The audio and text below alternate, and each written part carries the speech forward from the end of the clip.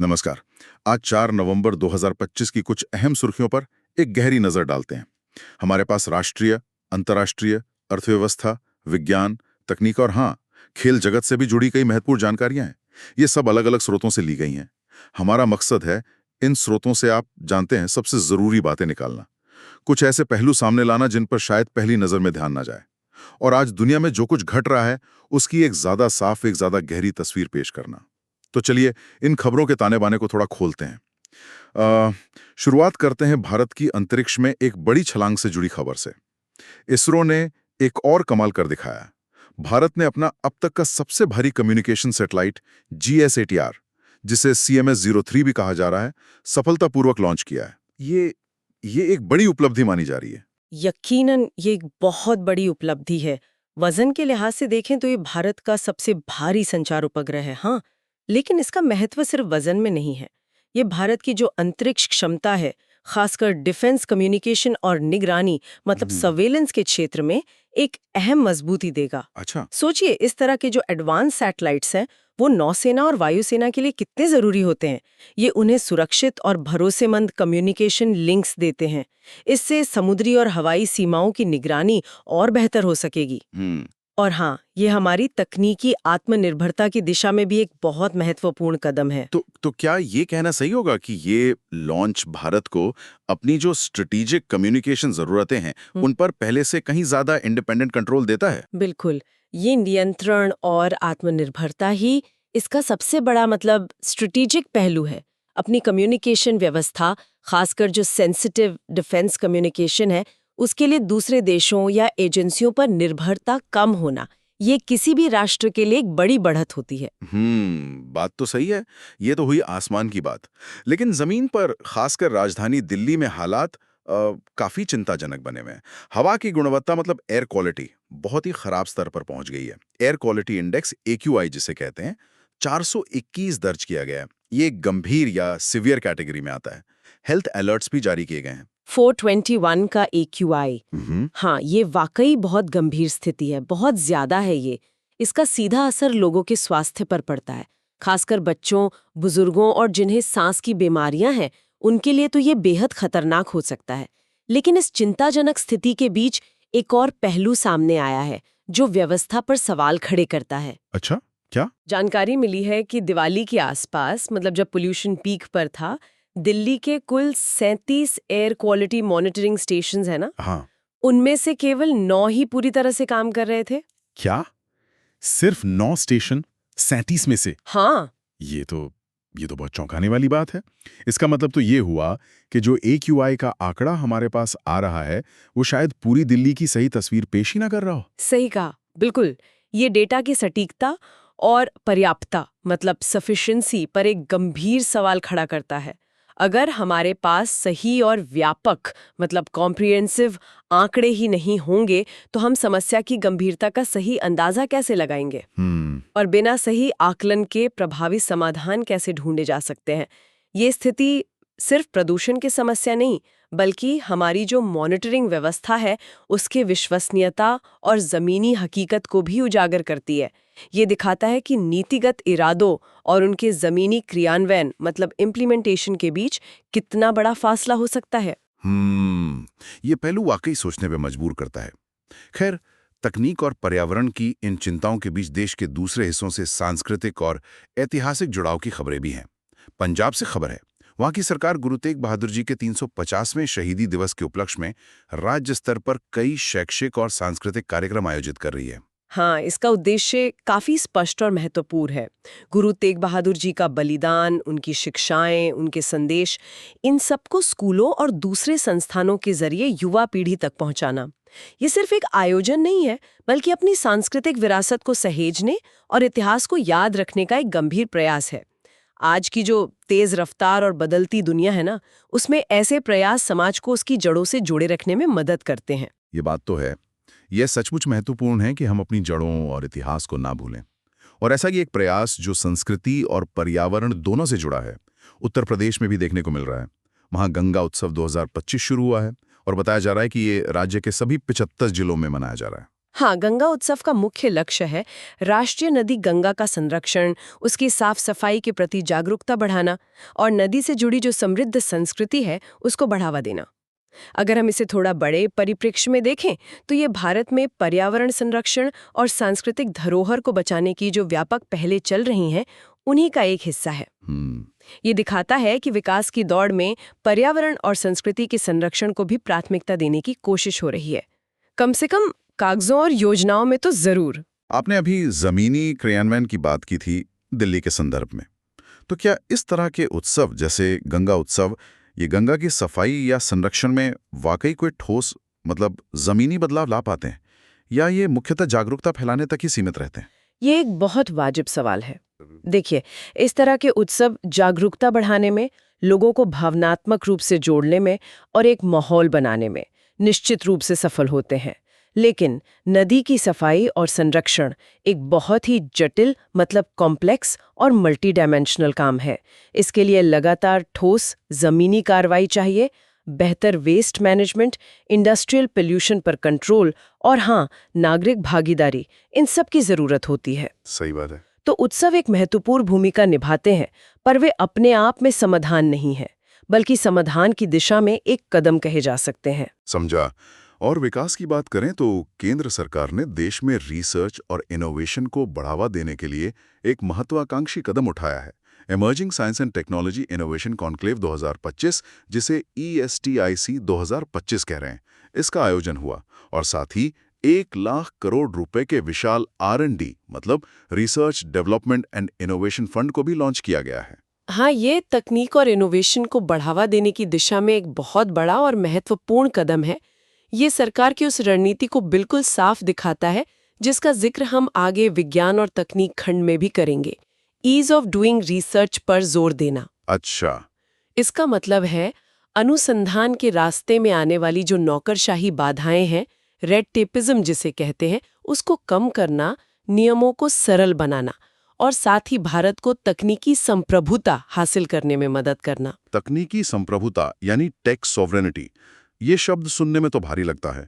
आसान शब्दों में इसका क्या मतलब है? आसान शब्दों में कहें तो तकनीकी संप्रभुता का मतलब है अपनी जरूरी और महत्वपूर्ण तकनीकों के विकास, निर्माण और नियंत्रण के लिए दूसरे देशों पर निर्भरता को कम करना। ओके। यानी तकनीक के क्षेत्र में आत्मनिर्भर बनना और अपनी जरूरतों के हिसाब से तकनीक को ढालने की क्षमता हासिल करना। ये जो R&D फंड है, ये इसी लक्ष्य को हासिल करने में मदद करेगा। खासकर जो भविष्य के स्ट्रेटेजिक क्षेत्र हैं, जैसे artificial intelligence, biotechnology, semiconductor, clean energy, इन क्षेत्रों में भारतीय रिसर्चर्स और स्टार्टअप्स को शुरुआती पूंजी और जरूरी मदद मुहैया कराकर। 1 लाख करोड़, ये तो बहुत बड़ी रकम है। क्या ये मुख्य रूप से बड़े सरकारी संस्थानों या विश्वविद्यालयों के लिए ही है, या फिर छोटे इनोवेटर्स और नए स्टार्टअप्स को भी इसका सीधा फायदा मिलने की उम्मीद है? देखिए, इस फंड का डिजाइन संभवतः दोनों को ध्यान में रखकर किया गया होगा। बड़े संस्थान तो महत्वपूर्ण भूमिका निभाएंगे ही, जाहिर है, लेकिन आजकल इनोवेशन का एक बड़ा हिस्सा छोटे फुर्तीले स्टार्टअप से भी आ रहा है। तो उम्मीद यही है कि इस फंड का लाभ उन तक भी पहुंचेगा, ताकि जमीनी स्तर पर इनोवेशन का एक मजबूत इकोसिस्टम तैयार हो सके। ईज ऑफ डूइंग रिसर्च का वादा भी इसी ओर इशारा करता है। ठीक है। देश में इनोवेशन पर इतना जोर है, वहीं पड़ोस में कुछ और तरह की हलचलें भी जारी हैं। अफगानिस्तान के हिंदुकुश क्षेत्र से शुरू करते हैं, जहां 4.9 तीव्रता का भूकंप दर्ज किया गया है। हाँ, हिंदुकुश क्षेत्र भूगर्भीय रूप से काफी सक्रिय जोन है और यहाँ भूकंप आते रहते हैं। 4.9 तीव्रता का भूकंप मध्यम दर्जे का माना जाता है, लेकिन उस क्षेत्र में निर्माण की गुणवत्ता और बचाव कार्यों की क्षमता को देखते हुए कम तीव्रता का भूकंप भी स्थानीय लोगों के जीवन और बुनियादी ढांचे पर असर डाल सकता है। हाँ, ये बात तो है। हर बार जब ऐसा होता है तो मानवीय चिंताएं पैदा होती हैं। उम्मीद करनी चाहिए कि जान माल का नुकसान कम से कम हुआ हो। ये उस क्षेत्र की संवेदनशीलता को फिर से रेखांकित करता है। दूसरी तरफ एक और पड़ोसी देश मालदीव, उसने एक बहुत ही अनोखा और शायद दूरगामी प्रभाव वाला फैसला लिया है। वहां देश भर में तंबाकू पर प्रतिबंध लगाने वाला एक कानून लागू किया गया है। खास बात यह है कि इसके तहत जिन लोगों का जन्म 2007 के बाद हुआ है, उन्हें अपने पूरे जीवन में कभी भी तंबाकू उत्पाद खरीदने या इस्तेमाल करने की इजाजत नहीं होगी। ये वाकई एक बहुत ही अनूठी पहल है, बिल्कुल हटके। यहाँ दिलचस्प बात यह है कि ये तंबाकू नियंत्रण का एक, कह सकते हैं, पीढ़ीगत दृष्टिकोण है, एक जेनरेशनल अप्रोच। अच्छा। प्रतिबंध लगाने के बजाय भविष्य की पीढ़ियों को तंबाकू की लत से पूरी तरह बचाने पर फोकस कर रहा है। ये एक बहुत ही महत्वाकांक्षी और आप कह सकती हैं long term public health strategy है। इसे दक्षिण एशिया में अपनी तरह का पहला प्रयोग माना जा रहा है और दुनिया भर में इस पर नजर रखी जाएगी। यकीनन। लेकिन क्या इस तरह का पीढ़ी आधारित प्रतिबंध, मतलब जेनरेशन बेस्ड बैन, व्यावहारिक रूप से लागू करना संभव होगा? जरा सोचिए, एक ही समाज में एक पीढ़ी तंबाकू इस्तेमाल कर सकती है और दूसरी नहीं। क्या इससे एक काला बाजारी या दूसरी समस्या पैदा नहीं होंगे? आपका सवाल बिल्कुल जायज है। प्रवर्तन मतलब एनफोर्समेंट निश्चित रूप से एक बड़ी चुनौती होगी। इसे सफल बनाने के लिए सिर्फ कानून बना देना काफी नहीं होगा, बल्कि एक मजबूत निगरानी तंत्र चाहिए होगा, पब्लिक अवेयरनेस कैंपेन्स चलाने होंगे और सामाजिक समर्थन की भी जरूरत पड़ेगी। हाँ, वो तो है। अच्छा रहता है ऐसी चीजों में। फिर भी ये एक साहसिक कदम है जो पब्लिक हेल्थ पॉलिसी में एक नए अध्याय की शुरुआत कर सकता है। देखना होगा कि मालदीव इन चुनौतियों से कैसे निपटता है और क्या ये मॉडल कहीं और दोहराया जा सकता है। ये वाकई देखने लायक होगा। वहीं बांग्लादेश से एक चिंताजनक खबर है। कुछ मानवाधिकार समूहों ने रिपोर्ट किया है कि पिछले 1 साल के दौरान वहां राजनीतिक हिंसा में करीब 300 लोगों की जान गई है। 300 लोग, ये आंकड़ा अपने आप में स्थिति की गंभीरता और उस क्षेत्र में मौजूद तनाव और कह सकते हैं संभावित अस्थिरता की ओर इशारा करता है। जैसा कि स्रोतों में बताया गया है, ये जानकारी मानवाधिकार समूहों द्वारा जारी की गई है।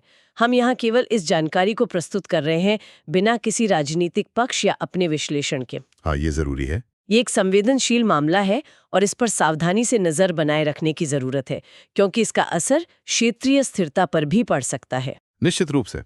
चलिए अब इन क्षेत्रीय और अंतर्राष्ट्रीय हलचलों के बाद नजर डालते हैं भारतीय अर्थव्यवस्था के कुछ अहम आंकड़ों पर।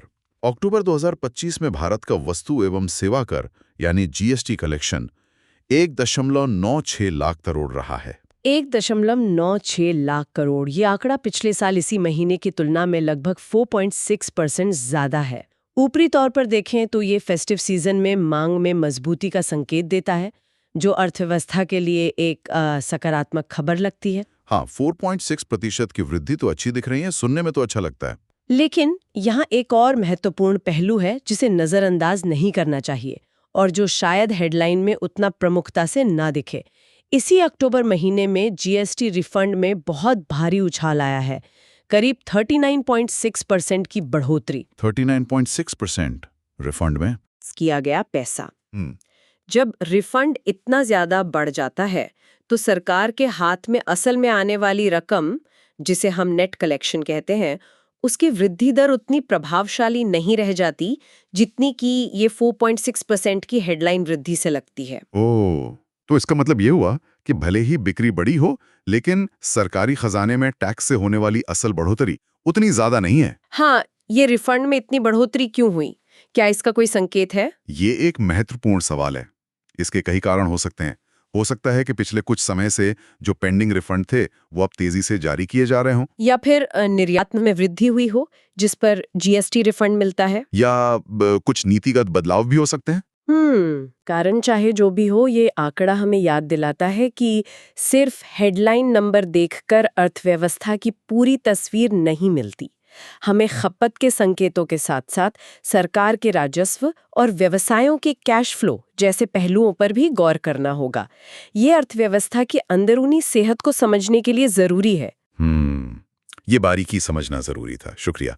अर्थव्यवस्था की बात चली है तो उस आरडीआई फंड का जिक्र फिर से जरूरी हो जाता है, जिसकी चर्चा हमने राष्ट्रीय खबरों में की थी। बिल्कुल, जैसा हमने पहले बात की, 1 लाख करोड़ का आरडीआई फंड और एसटेक 2025 जैसे कॉन्क्लेव के जरिए टेक इकोसिस्टम को मजबूत करने की नीति, ये सब उसी दिशा में कदम है।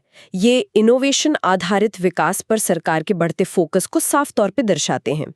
भविष्य की अर्थव्यवस्था ज्ञान और तकनीक पर आधारित होगी और इस तरह के निवेश उसी भविष्य के लिए तैयारियां हैं एक तरह से। चलिए अब विज्ञान और तकनीक की दुनिया में थोड़ा और गहराई से उतरते हैं। EST 2025 कॉन्क्लेव में प्रधानमंत्री नरेंद्र मोदी ने ईज ऑफ डूइंग रिसर्च पर काफी जोर दिया। हमने इस शब्द का जिक्र पहले भी किया, लेकिन इसके असल मायने क्या है व्यावहारिक तौर पर? ईज ऑफ डूइंग रिसर्च का सीधा मतलब है भारत में अनुसंधान यानी रिसर्च करना आसान बनाना। इसके तहत रिसर्च प्रोजेक्ट्स के लिए मंजूरी लेने की प्रक्रिया को सरल करना, लाल पीताशाही कम करना, जरूरी संसाधनों तक पहुंच आसान बनाना और विभिन्न अकादमिक संस्थानों, रिसर्च लैब्स और उद्योगों के बीच सहयोग मतलब कोलैबोरेशन को बढ़ावा देना शामिल है। लक्ष्य यह है कि हमारे वैज्ञानिक और इनोवेटर्स अपना ज्यादा समय और ऊर्जा असल रिसर्च पर लगा सकें, न कि प्रशासनिक उलझनों में। तो इसका व्यावहारिक असर ये होगा कि वैज्ञानिकों और इनोवेटर्स के लिए काम करना आसान हो जाएगा, जिससे शायद नए आविष्कार और समाधान ज्यादा तेजी से सामने आ सकेंगे, यही ना? उम्मीद तो यही है। जब रिसर्च करना आसान होता है तो ज्यादा लोग इसमें शामिल होते हैं, नए आइडियाज को पनपने का मौका मिलता है और अंतर्राष्ट्रीय सहयोग भी बढ़ता है। ये सब मिलकर भारत को तकनीकी संप्रभुता हासिल करने और वैश्विक इनोवेशन के नक्शे पर एक प्रमुख खिलाड़ी बनने में मदद कर सकता है। और इसी तकनीकी प्रगति और आत्मनिर्भरता का एक ठोस उदाहरण है इसरो का GS-7R लॉन्च, जिसकी बात हमने कार्यक्रम की शुरुआत में की थी। हाँ, GS-7R सिर्फ भारत का सबसे भारी कम्युनिकेशन सैटेलाइट होने के नाते ही महत्वपूर्ण नहीं है, बल्कि ये जटिल अंतरिक्ष प्रौद्योगिकी में भारत की बढ़ती महारत का प्रतीक है। जैसा हमने पहले चर्चा की, ये अंतरिक्ष और रक्षा संचार के क्षेत्र में एक बड़ी छलांग है, जो हमारी रणनीतिक क्षमताओं को बढ़ाता है और बाहरी निर्भरता को कम करता है।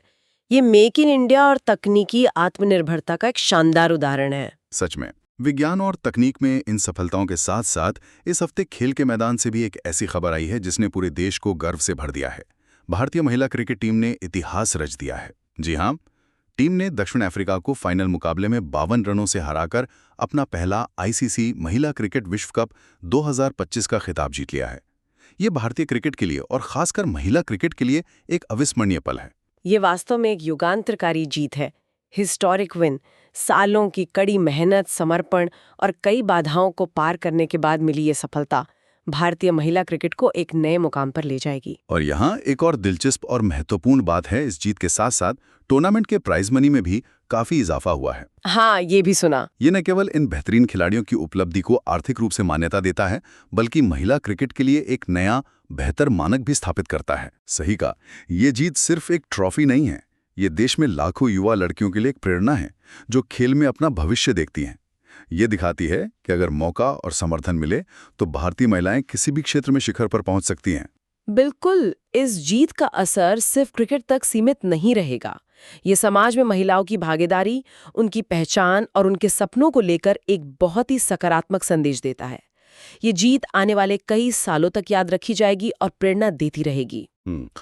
तो आज हमने कई अहम और विविध विषयों पर चर्चा की। इसरो के प्रक्षेपण और RDI फंड के जरिए तकनीक में भारत की उड़ान, दिल्ली के गंभीर प्रदूषण जैसी पर्यावरण की चिंताएं और साथ ही गंगा उत्सव जैसी संरक्षण की पहल, पंजाब में गुरु तेग बहादुर जी की शहादत को याद करने जैसी सांस्कृतिक जड़ें और मालदीव का वो भविष्योन्मुखी तंबाकू प्रतिबंध जैसी सामाजिक नीतियां, GST कलेक्शन के आंकड़ों के पीछे की कहानी जैसे आर्थिक संकेतक और अंत में खेल जगत में महिला क्रिकेट टीम की ऐतिहासिक विश्व कप जीत। इन सब अलग अलग खबरों को एक साथ देखें तो आज की दुनिया की क्या तस्वीर उभरती है, क्या समझ आता है? आज की चर्चा कई दिलचस्प विरोधाभासों और कह सकते हैं समवर्ती प्रवृत्तियों को एक साथ सामने लाती है। एक तरफ हम अंतरिक्ष में छलांग लगा रहे हैं, रिसर्च और इनोवेशन में अरबों का निवेश कर रहे हैं, वहीं दूसरी तरफ हम जमीन पर हवा की गुणवत्ता जैसी बुनियादी और पुरानी चुनौतियों से जूझ रहे हैं। और हमारी निगरानी व्यवस्था पर भी सवाल उठ रहे हैं। जैसा हमने देखा, भविष्य के लिए इनोवेशन पर जबरदस्त जोर है, लेकिन साथ ही साथ हम अपने ऐतिहासिक स्मृतियों जैसे पंजाब में और सांस्कृतिक धरोहरों गंगा उत्सव को सहेजने का प्रयास भी कर रहे हैं। मालदीव जैसा छोटा देश एक साहसिक सामाजिक प्रयोग कर रहा है, जबकि बांग्लादेश में राजनीतिक हिंसा चिंता का विषय बनी हुई है। सही है। और इन सब के बीच खेल के मैदान पर मिली एक जीत पूरे देश को एकजुट कर देती है। ये दिखाता है कि प्रगति का रास्ता सीधा नहीं है, इसमें कई उतार चढ़ाव, विरोधाभास और उम्मीदें एक साथ मौजूद हैं। आज की इस गहरी पड़ताल के बाद कुछ सवाल मन में रह जाते हैं जिन पर आगे सोचने की जरूरत है। पहला, क्या मालदीव का ये अनोखा पीढ़ी आधारित तंबाकू प्रतिबंध तमाम चुनौतियों के बावजूद भविष्य में दुनिया के अन्य देशों के लिए सार्वजनिक स्वास्थ्य नीति का एक सफल मॉडल बन सकता है? क्या ये संभव है? बड़ा सवाल है। और दूसरा, जो शायद ज्यादा बड़ा सवाल है, वो ये कि भारत जैसे तेजी से विकास करते देश अपनी महत्वाकांक्षी तकनीकी प्रगति और आर्थिक विकास की आकांक्षाओं के साथ साथ पर्यावरण सुरक्षा और वायु गुणवत्ता जैसी गंभीर जमीनी चुनौतियों के बीच एक बेहतर और टिकाऊ संतुलन, एक सस्टेनेबल बैलेंस कैसे स्थापित कर सकते हैं? हाँ, ये सवाल आसान नहीं है, लेकिन इन पर विचार करना जरूरी है। निश्चित रूप से ये बड़े और जरूरी सवाल हैं। जानकारी की इस यात्रा में हमारे साथ बने रहने के लिए धन्यवाद। अगली बार फिर मिलेंगे कुछ नए विषयों पर इसी तरह की गहरी चर्चा के साथ।